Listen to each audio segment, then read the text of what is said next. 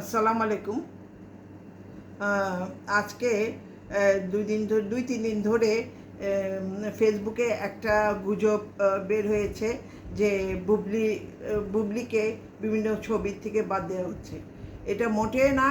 বুবলি এই ছবিগুলি আর করবে না। কারণ কি, যখন সে রিভেঞ্জ সিগনেচার করেছিল, তখন এটা ৩ বছর আগে, তখন সাকিব খানের সাথে তার একটা খারাপ সম্পর্ক হয়ে গেছিলো। যার ফলে তখন সে কী করবে ভেবে উঠতে পারছে না। তখন ইকবাল তার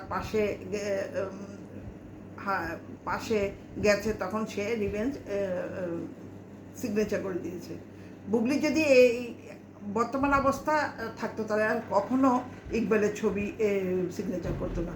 আর যে রিভেঞ্জটা চলছে সেটা বুবলির জন্যই চলছে, কারণ বুবলির ভক্তরা রিভেঞ্জ দেখছে। সবাই এক বাক্যে বলছে রসনা এবং বুবলির অভিনয় খুবই ভালো হয়েছে।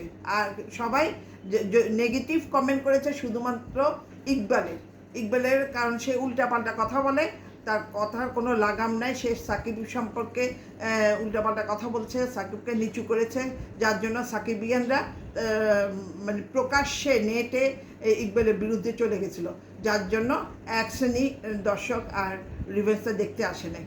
সুতরাং বলতেছি, কি বলে, ইকবালের পরবর্তী ছবি বিট্রে অথবা ডিস্ট্রয়, আমার ঠিক মনে নেই, সেটা থেকে বুবলি বোন রোশনকে অব্যাহতি দিয়েছে, কিন্তু সেটা আসল না, বুবলিই করবে না।